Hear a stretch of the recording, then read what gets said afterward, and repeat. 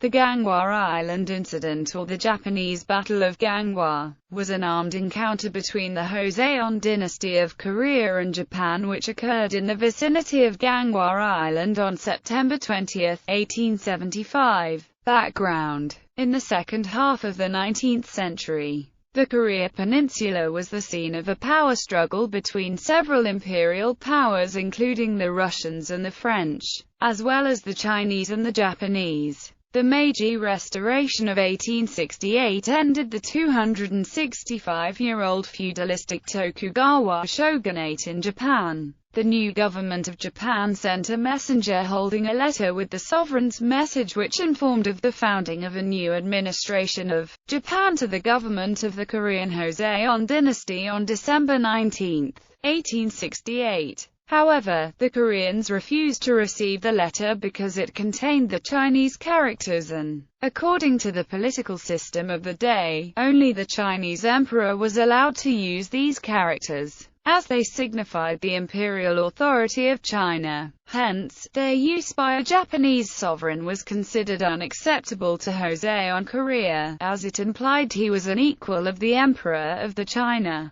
The Chinese suggested to the Koreans to receive the sovereign letter from Japan, because China knew the power of Japan at that moment. Despite government-level negotiations held in 1875 at Busan, no substantial progress was made. Instead, tension grew, as the Koreans continued to refuse to recognize Japan's claims of equality with China. Battle of Ganghwa. In 1875, the Unyo, a small Japanese warship under the command of Inoue Yoshika, was dispatched to survey coastal waters without Korean permission. On September 20, the ship reached Ganghwa Island, which had been a site of violent confrontations between Korean forces and foreign forces in the previous decade. In 1866, the island was briefly occupied during the French expedition against Korea, and in 1871 subject to an American expedition. The memories of those confrontations were very fresh,